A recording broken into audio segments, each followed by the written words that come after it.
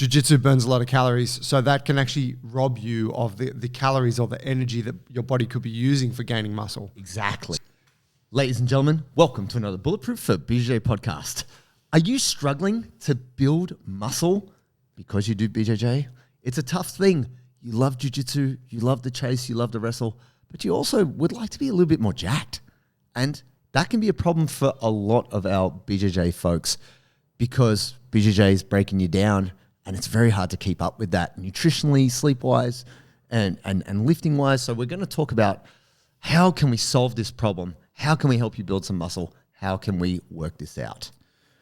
Got to gain. You got to look the way you want to look. Yes, I think for a lot of folks, I think for a lot of guys, they feel like they can't admit openly that I want to be a bit more muscular. Yeah, like there's something kind of I don't know, there's something kind of lame about saying that. It's kind of a thing, right? Like, it's like, no, man, I'm more about the performance, like what my body can do. Like, yeah, I get it.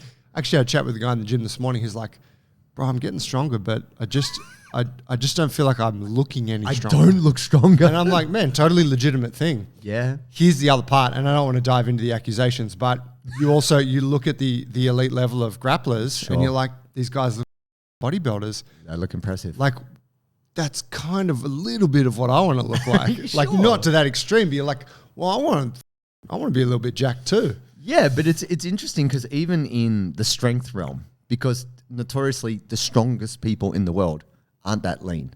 Like compositionally, they don't necessarily look great, but those mothers can lift. Yeah. They always say that like power lifters want to look like bodybuilders, and bodybuilders want to lift like powerlifters. Yeah. You know what I mean? It's always this thing that you don't necessarily have. We want the sick jiu-jitsu skills, but if we want to build a little bit more muscle, for whatever reason, aesthetics, function, whatever, there's some key things we are not doing. Now, let's just get into the problem real quick. Jiu-jitsu burns a ton of calories, baby. And for the best part, we don't know. I mean, you might be wearing a Whoop. You might be wearing some kind of trackable, but it's not really particularly accurate. And also there's a whole bunch of metabolic stress that comes from doing jiu-jitsu, which you don't really account for. Like, it's only really, it's just because jiu-jitsu is so complicated. Like if you go for a run, my heart rate was X high and I burned X calories and now I put them back in. One of the biggest problems is it is really hard to quantify. And we generally don't care because we're just like, jiu-jitsu rules. We don't care. Just go as hard as you can. Yeah, and I think the quantifying is also like in the fitness realm more of a thing, right? Because people take a scientific approach. Sure. Whereas for most grapplers, they're like, bro, I'm not wearing a wearable. Like I'm not, or maybe I am, but I'm not looking at that data. I just want to know when I can sleep. Yeah. Yeah, pretty much. And it's a bit geeky in terms of the lifting realm for most grapplers, right? Yeah, it definitely is. And I think that's a bit of a black box. So that's just, and why do I say this? Because you're probably burning way more calories than you're ingesting. And this is one of the key problems because like whether I'm speaking to, so I was talking to a fitness model and she's like, look, I just want to like put on a bit of muscle, but I also want to lose like 5 kilos of fat, but I'd also like to like get stronger and get really fit. And I'm like, too much. But then I also spoke to an athlete and they were like, I just like to put on some muscle and I'd like to lose some fat and I'd like to get stronger. And then like, you got to pick. You got to pick what you're doing here. In order for you to build muscle, you need to be in a calorie surplus. Now, actually, this idea of like putting on muscle and being lean at the same time is difficult to do. Now, it's not impossible, but calorie surplus, we got to eat more. So let's talk about that because I think a lot of jiu-jitsu folks, they're not looking at their macros. They're not looking at the macronutrients. Yeah. And just to clarify what you said there was that jiu-jitsu burns a lot of calories, so that can actually rob you of the calories or the energy that your body could be using for gaining muscle. Exactly. So like bodybuilders don't do jiu-jitsu. Generally not. Right? They do Sometimes. very controlled amounts of like steady state cardio, treadmill, elliptical, right? Because they're like really trying to dial in output in any case. Yes. And also like you're seeing clips of like Paulo Meow dry scooping pre-workout into his mouth so he can just keep the adrenaline going. And I spoke to a very high level bodybuilder a number of years ago and Luke Woods and he was like, man, I try to avoid stimulants because he's like, it makes me like rightly Jittery. or wrongly. Yeah, well, he's just like, I actually need to keep, I don't want to go too high in any one regard. He's like, I don't want to get catabolic. This is the word that bodybuilders are so scared of. Don't want to lose my gains. Yeah. Don't want to put yourself, because we look at metabolism, we have catabolism, breaking it down, and anabolism, like building it up. And it's like, you only want that shortest window where the body is broken down to like build it back up. So we need to eat a variety of things. And do you actually know how much protein you eat? Most people, you ask them, even athletes, they don't know.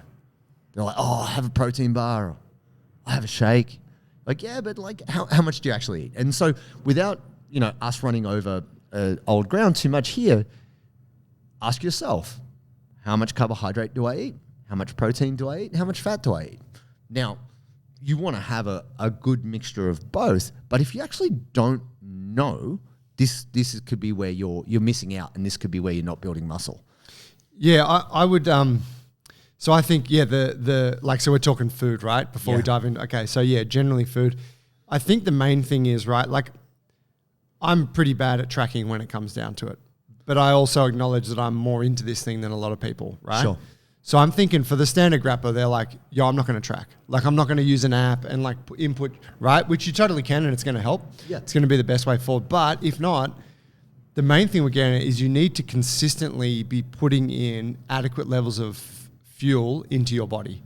But even if someone just has a baseline understanding, like if you eat 100 grams of steak, that's not 100 grams of protein. This is the misunderstanding that you're only going to get maybe 30 or 40 grams of protein from that 100 grams.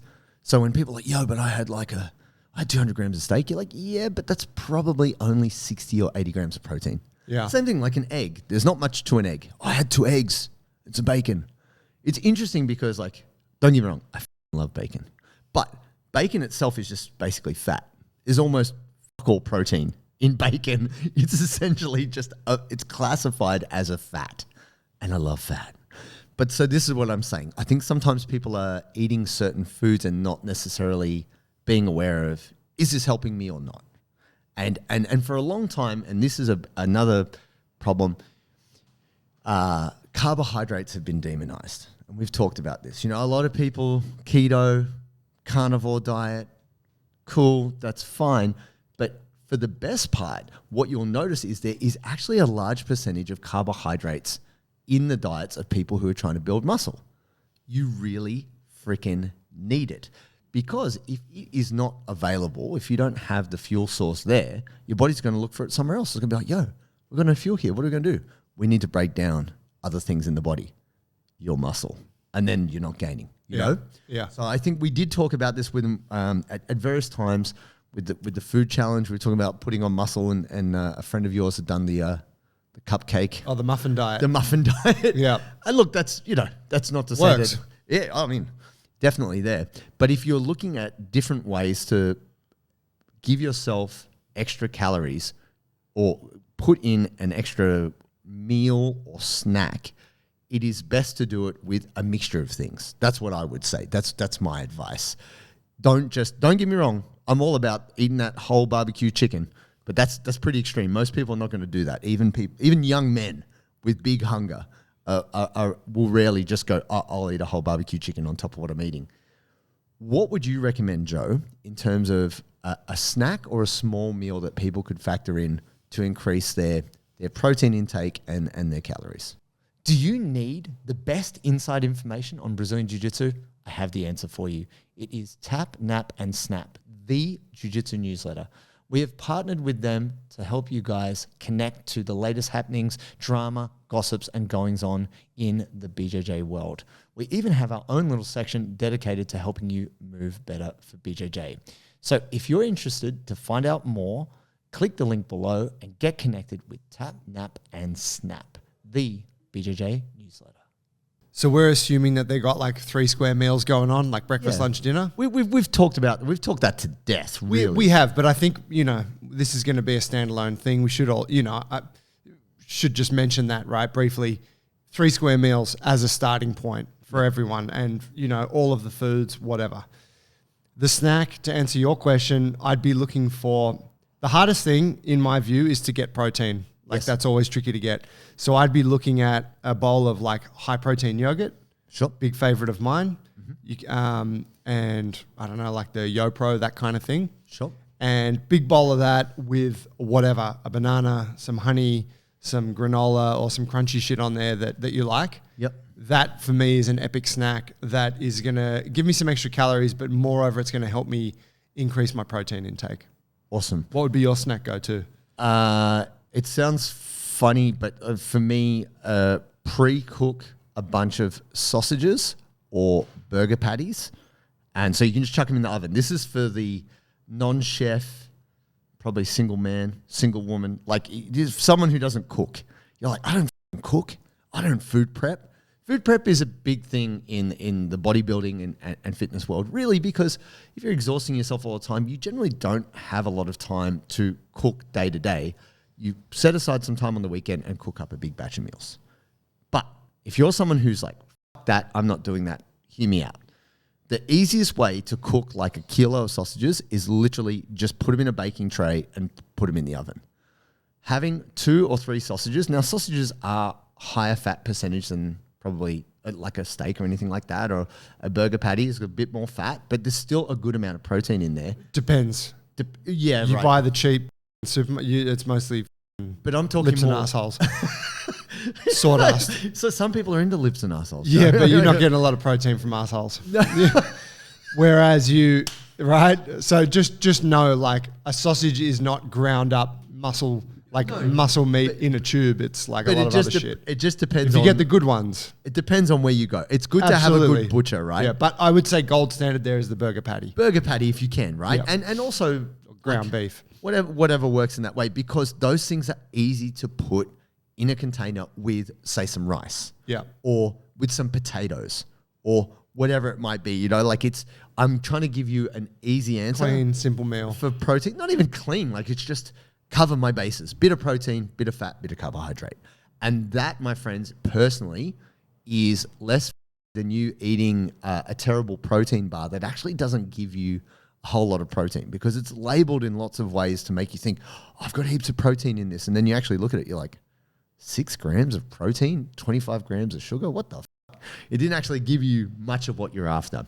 So I'm going to recommend, to set yourself up for good protein snacks, cook a large batch of whatever it might be, even chicken drumsticks, right?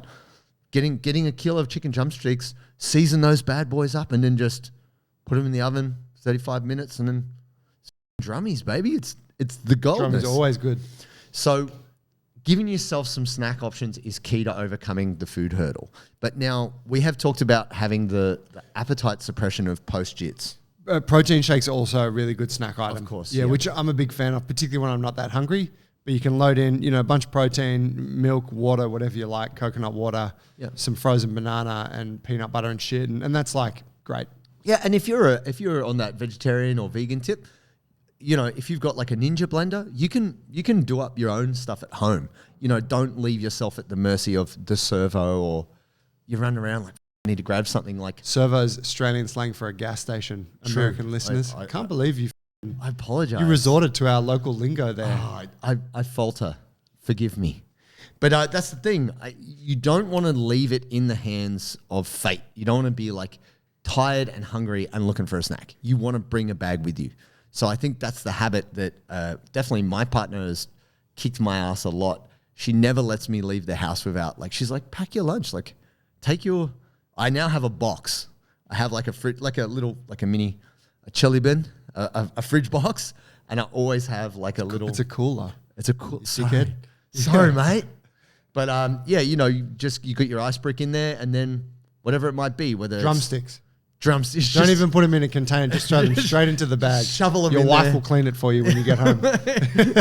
Not necessarily. But it's just one of those things that little bit of extra effort will help you. You can, and just so you know, guys, if you are not looking after the food thing, you will not gain the muscle. No. It is just how it works. And so you do, if, to talk to that point, if you are one of those people, it's like, oh, I don't food prep and it's probably not going to work out for you. Like, you have to develop some kind of consistency around the nutrients that you're consuming. Yeah. So you figure out, you know. Yeah. I want to build like an extension on my house, but I don't want to use any building materials. Yeah. How can we make that happen? That's right. You got to think of it in this way. Now, obviously, it's great if you can use better quality products, but you can still get the job done eating like less nutritious options. Like you don't have to eat clean all the time. But if you don't make a concerted effort to eat more, you will not gain. This episode is brought to you by Parry Athletics, the exclusive apparel sponsor of the Bulletproof for BJJ podcast. We've been working with these guys for quite some time now. We absolutely love the company. We love their gear, both for training and also just looking slick off the mats. They got excellent no-gi wears, shorts, t-shirts, all that cool stuff. If you want to get yourself into some Parry clothes or you want to rock the Bulletproof for BJJ exclusive merch, you got to go through Parry, go to parryathletics.com and use the code Bulletproof20 to get 20% off your order. They ship internationally. That's simple. Next thing on this, my friends, is the consistent lifting. Now, there are some people out there who are doing bodybuilder splits because they're like, well, if I want to build muscle, I've got to look at what the bodybuilders do, and that's okay. But if that split requires you to be in the gym like 5 times a week, and maybe you miss a couple sessions, and then you're like, oh, I did some squats, and then I did a bit of biceps, and that's it. You're like, that's not consistent. Really, if we think about what it takes to build muscle, and it's so much harder than people give it credit for. It's the classic line, any gym, people come in, oh, yeah, look, I don't want to get too big. The fuck are you talking about? You're not going to get too big. Even people trying to get too big ain't getting too big. Like I've been trying to get too big for years. Struggling. The struggle is real. So that's the thing. You actually have to work very diligently over a course of time. It's way easier for you to chip away and lose weight than it is for you to build muscle. And if you're maybe a little bit older, maybe you're in your 30s, maybe you're coming up on 40, it does get harder hormonally, you know, unless you're on that TRT special, unless you're on that special Evertitan stack, then it might be a little bit easier.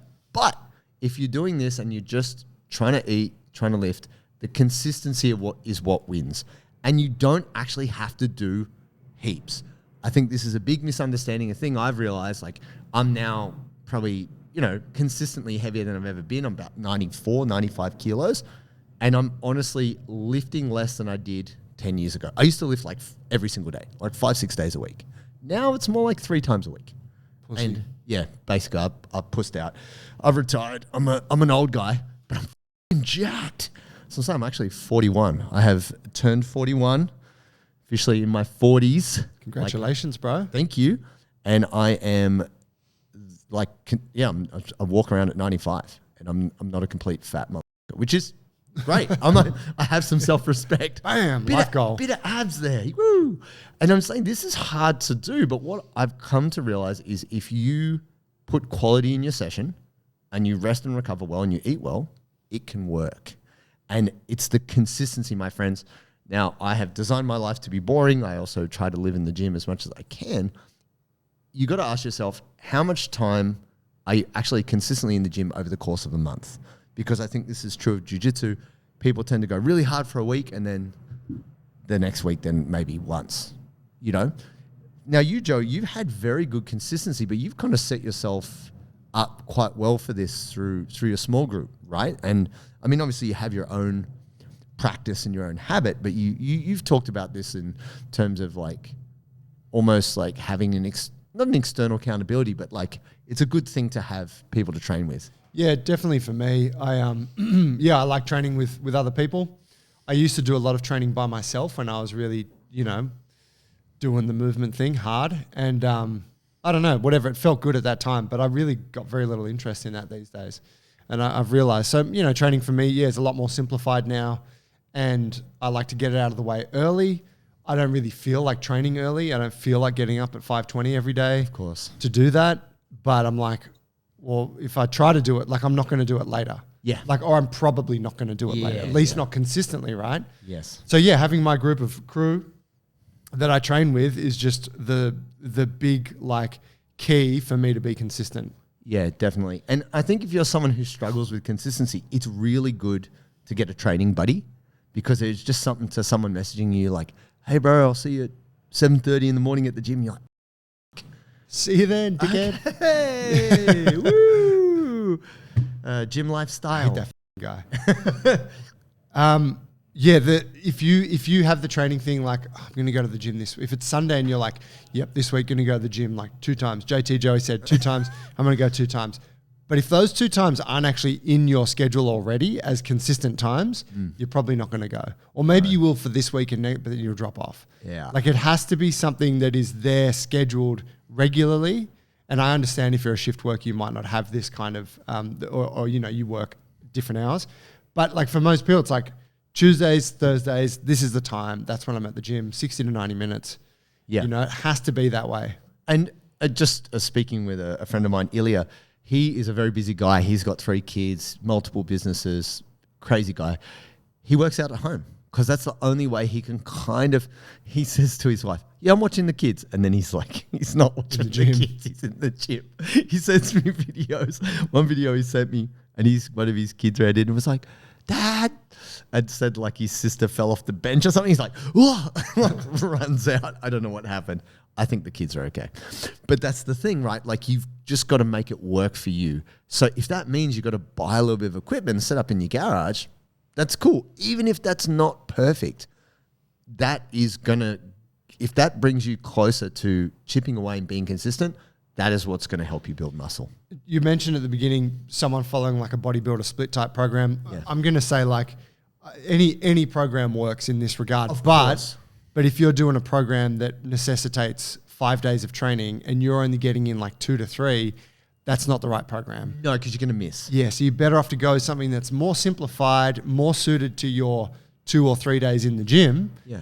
So that you can be hitting all of the things you need to hit, stimulating muscle to grow, gaining muscle. Yeah, and look, I'm not hating on a 5-day split. No, it's great if you awesome if you can keep it up. But I think for many people out there, if you're already struggling to lift, trying to set a goal of 5 days a week it's a bit of a joke. Yeah. So even if it's just something really simple as 2 days, however you split that up, but you get the whole body covered and you do that regularly, then you're winning. And once you've got that, like once you can throw and catch a ball with one hand, then you can look to put another one in there and start to juggle. Oh, wow. I like that. Oh, yeah. Hello. But we got to start somewhere, right? We got to start somewhere. Juggle these balls. These nuts. So here's something else, which is underrated or maybe overrated in a lot of ways, but I think this is the thing that we all fuck up on. And I would say that lately I've been entering this realm slightly, which is the sacrificing getting to bed half an hour early in the name of just zoning out in front of some show, right? Because here's the thing. I have this funny thing where I get very emotionally involved in whatever I'm involved in. People are going to find that very hard to believe. Yeah, someone as dispassionate and objective as myself getting very emotionally involved in Ryan Reynolds owning a football team. I love football. Paul Mullen, am I right? No, it's just so jacked in Blade 3. He was dude. Jacked. He was ripped, and he was eating stupid diet to get it. But credit to him. No, the guy's always fit. But it's just very interesting to me that my partner, Ola, shout out, doesn't really care what's going on. She's like, yeah, put something on. She just wants background noise so she can do Sudoku, message her mum, and also do marketing information. Like she does, I can't handle how much shit she does. And I'm like, are you seeing this? Did you just see what happened? She's like, no, what? I'm like, isn't this your show? Don't you care about this? She's like, no, I don't. Like, what the f*** are we watching this for? But here's the problem. Because I have adjusted and I'm not necessarily getting up as early every day as I was previously, I'm like, yeah, it's okay. 9 o'clock, yeah, get to bed soon, And then instead of like, okay, brush teeth, have the magnesium, do the wind down thing, I'll sit there for an extra half an hour, spend the quality time with my partner while she's on Sudoku and me getting over emotionally involved in some bullshit show. And then eventually I go, it's 10 o'clock now. Yeah. It's not half an hour, it's an hour. And I haven't done my wind down and then I'm not getting to sleep till 11 and I still got to get up at 6. So I have compromised my ability to build the hormones, to build the muscle, because I thought I was winding down. We all do this. Well, you just don't want to go to bed, right? Well, it's fun. It's fun to stay up. No, I don't. I love staying up, and I think for most people, 7 years old, I'm staying but up. that's the thing. I got kids, right? And it's the same shit with them. Like, no, I don't want to go to bed. And you're like, man, I feel you. I'm with you. I know exactly what you're talking about. But we have discipline, right? And so we're like, no, I'm gonna go to bed. Some of us have discipline. I've had that situation a couple of times recently where I've come to training with some water, but I haven't had any electrolytes, and I've finished training, and I've had to go to a convenience shop and buy myself some kind of sports drink, usually a Gatorade. Cost me like $7. It's small, and it really doesn't contain that much of the good stuff that I'm looking for, which are the electrolytes. Sodi, on the other hand, is my partner when it comes to hydration, and I'd simply just run out of it. And it sucks because I got to go buy expensive stuff that doesn't do anywhere near as good a job. I'm super stoked that we've been restocked with the Sodi, and now I can be properly hydrated when I train Jiu-Jitsu.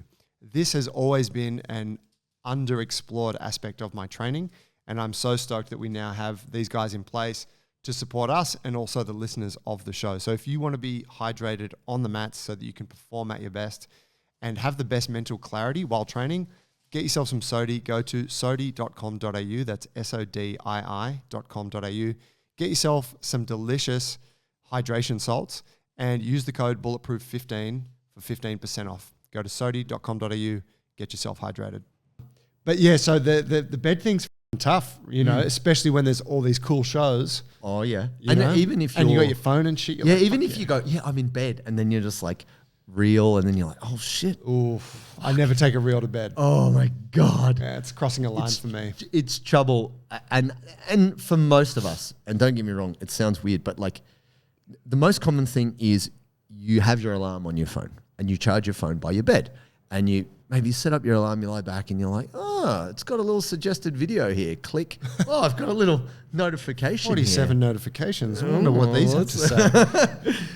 And so we get sucked in. And why is this important?